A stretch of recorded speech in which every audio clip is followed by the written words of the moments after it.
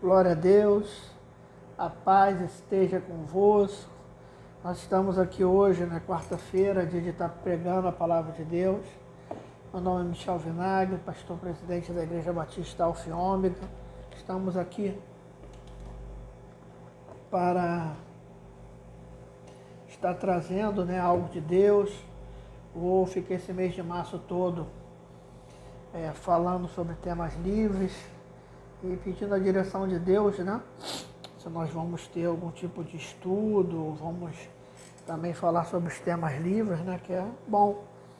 Hoje nós vamos estar falando sobre o Salmo 1, reflexões sobre o Salmo 1. Queria pedir vocês orações pela vida das pessoas que se encontram enfermas, orações pelas famílias de Belfor Roxo, orações aos irmãos, que vocês sabem, vamos levantar um clamor de intercessão.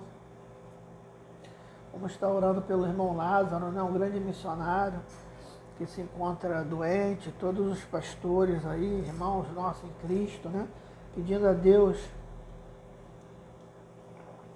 que dê sabedoria a eles também. Muitas pessoas ficaram doentes por estar realmente engajada na obra de Deus, outras por ignorância, Essa pandemia passa, porque enquanto isso daí não passar, vai ser complicado, Um grupo que relativa, outro que se aproveita, e a gente no meio desse tiroteio todo aí.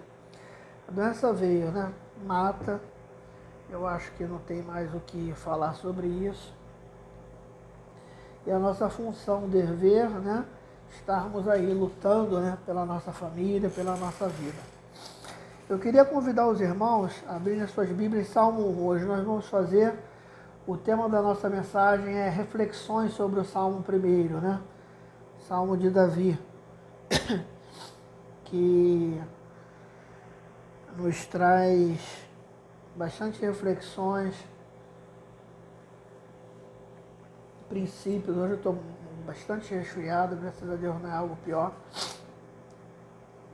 E a garganta está bem seca. Salmo 1, eu vou ler todo e depois a gente vai falando algumas coisas aqui. Assim diz a palavra de Deus. Bem-aventurado, A bem-aventurança é relativo a feliz, aquele que fez a escolha certa, aquele que tomou a atitude certa, Bem-aventurado o homem que não anda segundo o conselho dos ímpios, nem se detém no caminho dos pecadores, nem se assenta à roda dos escarnecedores. Antes tem seu prazer na lei do Senhor, e na sua lei medita de dia e de noite. Felizes são esses homens, E ele vai agora dando profecias, a verdadeira profecia, a dinâmica bíblica sobre o que cada ordenança pode proporcionar ao fazer, o que proporciona ao não fazer, como Deuteronômio 27, 28, sobre as bênçãos e maldições, em que Deus fez um processo ali de memorização, não existiam os registros, gráficos com tanta facilidade, e Deus coloca parte de Israel num lado do monte e no outro, e uns gritam para os outros o que há de acontecer se desobedecer e o que há de acontecer se obedecê-lo, Então você vê ali as relações de quem obedecia e as relações do que aconteceria se não acontecesse, matematicamente eram até maiores do que as bênçãos, porque nós abrimos brechas ao mundo espiritual, o inimigo das nossas almas. A desobediência, ela gera um estágio que somente o adversário das nossas almas, ele sai fortalecido, Ela leva o homem a se afastar de Deus, e com o afastamento de Deus, esse homem fica fraco, Às vezes você não entende ali por que Deus repreendeu Balaão, fala sobre a trela ser profeta, feito Balaão profeta ruim, porque Balaão abençoava o povo, Então ele foi pago para amaldiçoar, mas chegando lá em cima ele abençoava. Só que Balaão, como sendo um conhecedor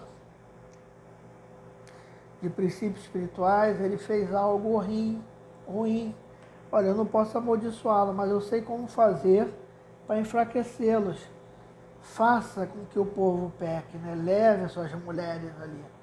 E ali ele abriu a brecha, né, do conhecimento, porque o conhecimento é a grande chave da vida, né?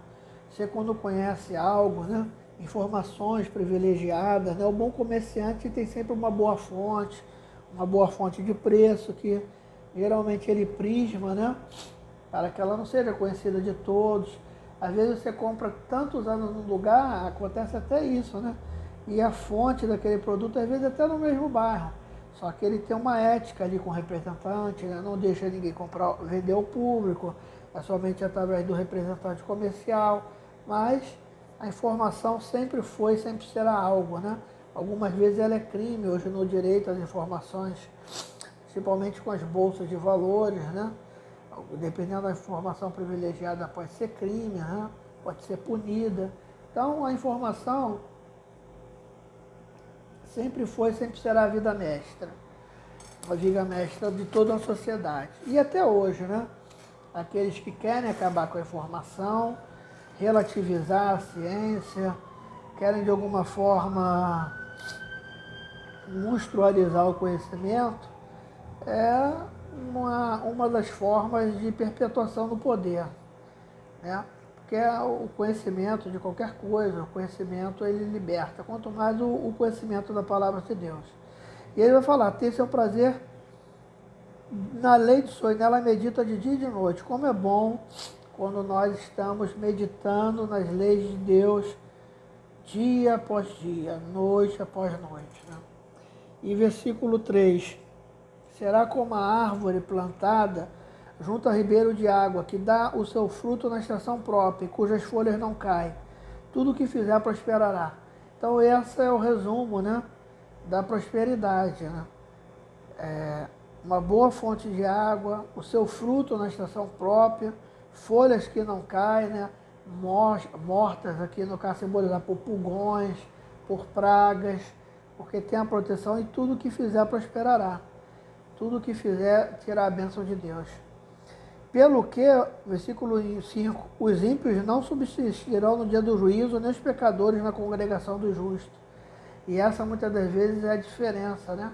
A gente querer aquilatar aquilo que Cristo fez na nossa vida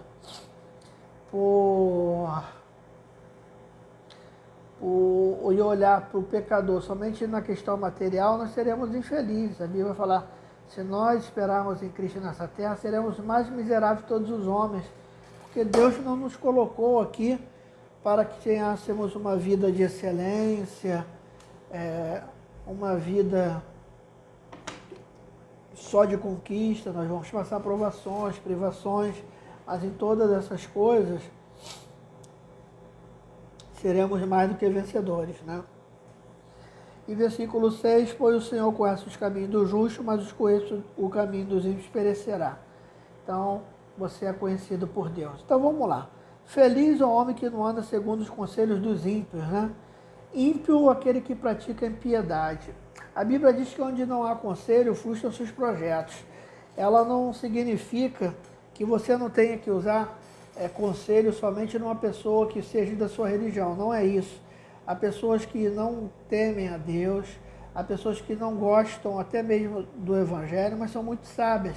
E às vezes você tem um acesso a elas. Então significa que tudo que elas falam, né, estão errado. Andam segundo o conselho dos ímpios, ou seja, o que é andar segundo algo, né? Eu ando segundo uma cadeira de roda, eu ando segundo o carro, eu ando segundo as minhas pernas. O que tem que nos guiar, né, é o versículo 2, ter prazer na lei do Senhor. Nada impede de eu ouvir, raciocinar e criticar. Porque se nós olharmos isso aqui com um julgo muito de não anda segundo o conselho dos ímpios, muitas das vezes nós vamos nos privar de grandes conhecimentos, né? Tem um ditado que diz que o inteligente aprende com seus próprios erros, o sábio aprende com os erros dos outros, né? Se você tem a noção ali que aquele caminho, né, ele já proporcionou uma série de quedas, por que você vai ali? Então, é quando a pessoa perde a autonomia do ser.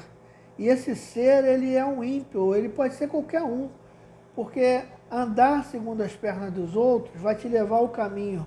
Mas ouça bem, você será penalizado pelo seu caminho. Nós temos aqui a questão de jogar culpa nos outros, né? É muito normal, meu casamento acabou por causa da minha mãe. Teu casamento acabou pela sua incompetência de gerenciar a vida dois. É óbvio que o fato de você ter dado a outra como eu posso falar, né? Uma autonomia que não era para ter estado tão grande, isso proporcionou, mas foi uma entrada sua, foi uma decisão, ou seja, a omissão também é uma escolha, né? O não fazer também é uma escolha. Quando eu escolho não fazer, eu estou fazendo algo. Porque a grande questão, às vezes, as pessoas chegam em consultórios, em gabinete, né, com uma história horrível. E é óbvio que é legítimo, né? A dor da traição, a dor de um constrangimento, a dor de uma tortura, a dor de uma humilhação. Tá, aquilo que foi lançado sobre você não foi culpa sua, mas o que você vai fazer com isso é culpa sua. Ou você se paralisa a vida toda porque uma vez você foi traído, ou você se paralisa a vida toda porque um dia você foi humilhado e não dá o direito de se redescobrir, né? O direito de experimentar coisas novas, o direito de ver que a vida é maior do que isso. Então, meus irmãos, eu clamo a Deus e a Cristo, né, que vocês venham de alguma forma tirar essa questão. E muito mais o conselho dos ímpios, né, que é o que pratica a iniquidade, que pratica a impiedade. Nós, quando somos tementes a Deus, o verdadeiro temente pode até errar, mas ele não é rebelde. Ele forçou, ele se precipitou. Então, meus irmãos, nós fazemos tudo com orientação de Deus. E muitas das vezes, pela nossa falta de comunhão com Deus, as coisas ainda dão errado, mesmo orando. Porque o ato de eu orar não significa que é o ato abalizador. Eu orei, eu vou. A oração é um diálogo, não é um monólogo. Então, quando eu oro, eu passo do pressuposto que eu tenho que ter uma resposta divina. E muitas das vezes as pessoas saem sem a resposta divina.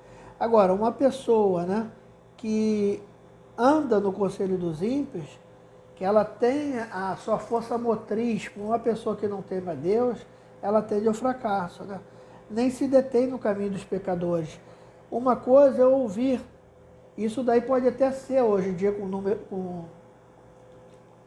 a internet, com a televisão, às vezes esses Big Brother da vida, que não introduzem nada que possa formular a sua vida espiritual, né? Nada que você não possa substituir por um bom livro, por um bom documentário, por um bom filme. Ele muitas das vezes guia comportamentos, muitas vezes daqueles que estão na igreja, com pessoas públicas, mas ela é má, ela não tem ali o temor de Deus e ela está guiando. Então é uma questão às vezes que você pode ter uma comunhão, um presenciamento perto, ou aquele ídolo da escola, aquela pessoa do trabalho, e está ali se adaptando à filosofia dele, né? Não, é legal ter mais de 2 namorados, é legal ter mais de 2 namoradas, todo mundo reconhece, você vai ali se adaptando a esses conselhos e você vai ver a sua vida destruída. E aí ele já passa para o segundo passo, né? Se detém no caminho dos pecadores, é o estar. Eu, como advogado criminalista, já vi várias vezes, né, prisões de pessoas que não estavam traficando, mas estavam num ambiente ruim e foram presos, e é quase impossível você desassociar. E às vezes joga-se a culpa na autoridade policial. Você chega numa boca de fumo, tá 4 com arma, 5 pessoas ali, como que ele vai diferenciar que você é ou não trafica? Então, meus irmãos, já é um hábito maior, é o hábito de estar presente, né? É um hábito de deter no caminho dos pecadores, ou seja, estar ali, gozar daquele ambiente. Paulo vai falar que tudo é lícito, mas nem tudo me convém. E é impressionante, né? Não se enganeis também, a Bíblia vai falar, o próprio apóstolo Paulo, não se enganeis, as más conversação corrompem de bom costume.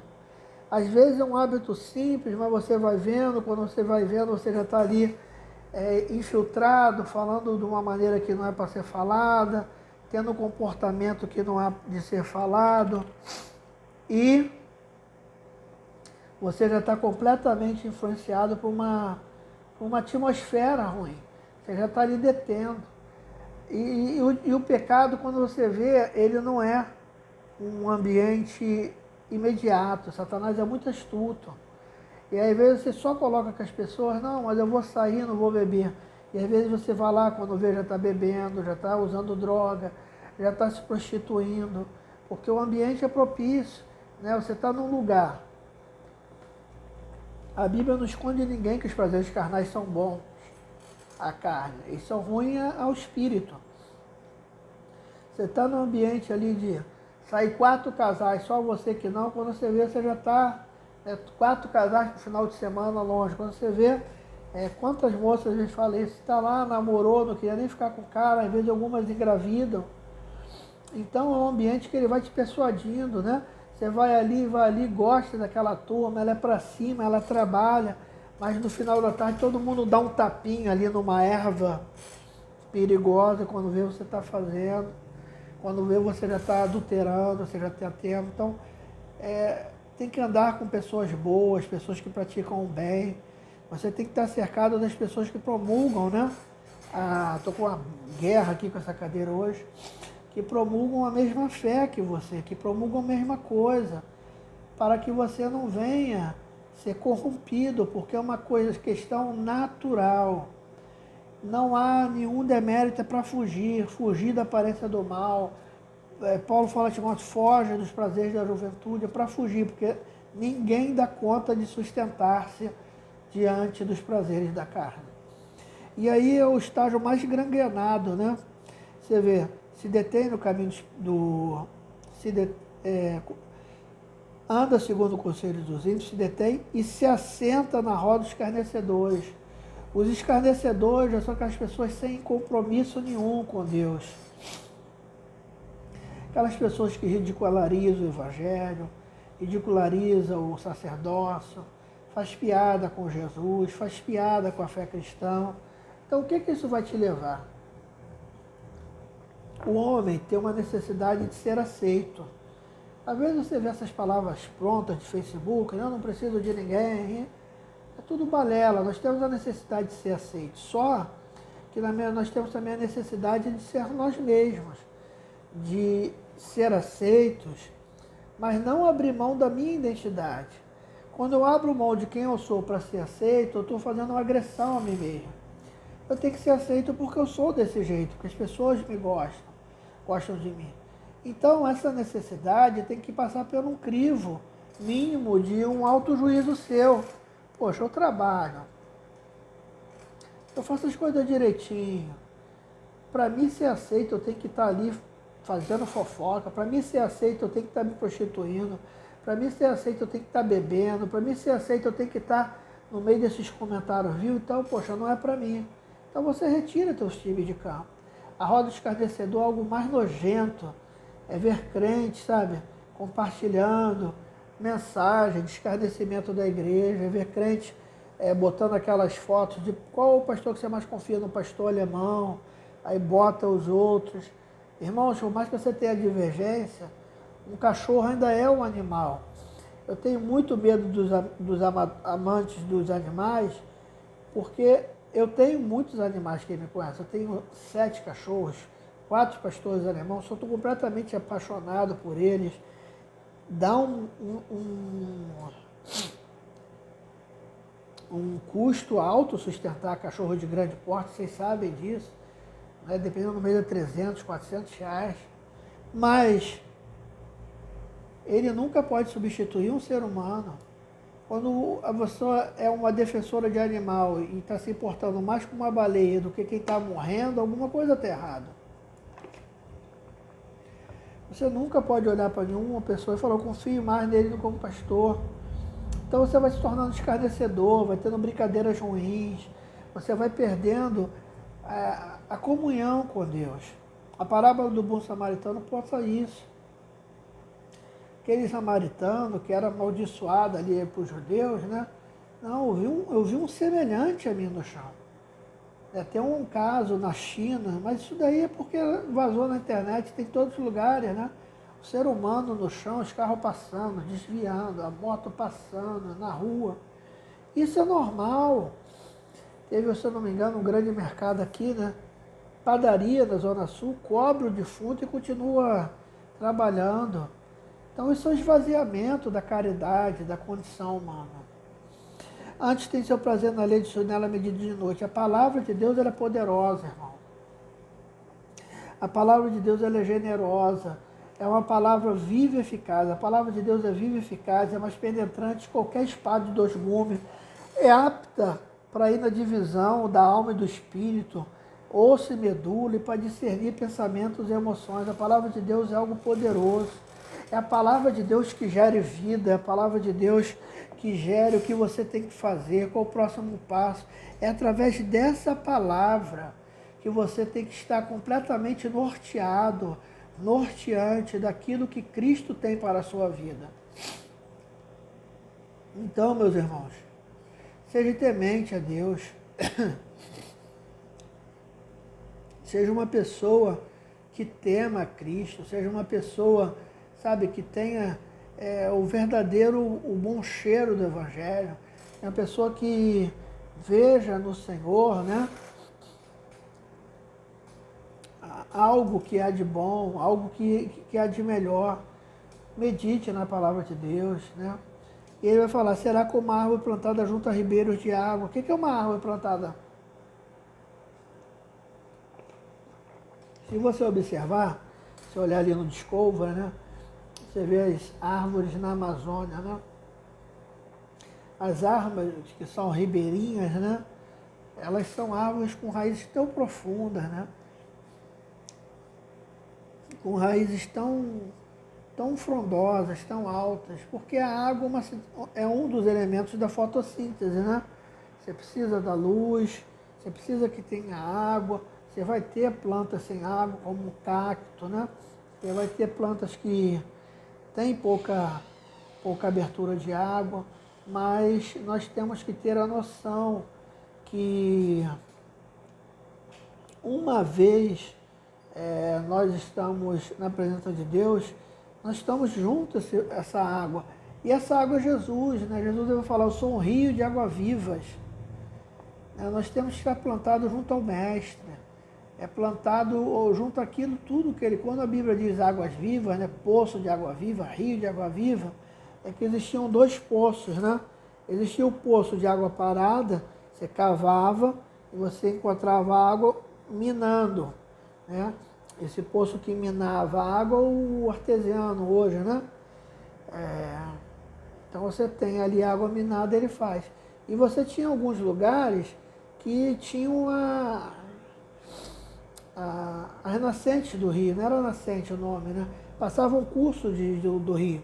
Então era água mais limpa, né? O poço subia de águas não paradas, mas de águas que se movimentavam.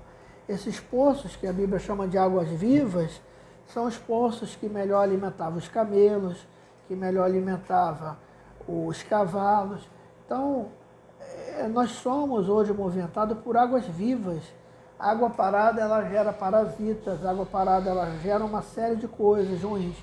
Nós somos esse poço de água viva, ou seja, Jesus é esse poço de água viva. E nós estamos plantados junto dele. Ele diz que dão seu fruto na estação própria. Então significa que, como árvore, no tempo de Deus as coisas vão acontecer.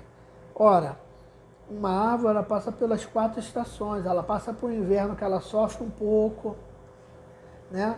A primavera começa a renovar-se, né? A renovação, o verão, muitas dão fruto no verão. Vem o outono, que é a queda das folhas. E o outono, com a queda das folhas, né?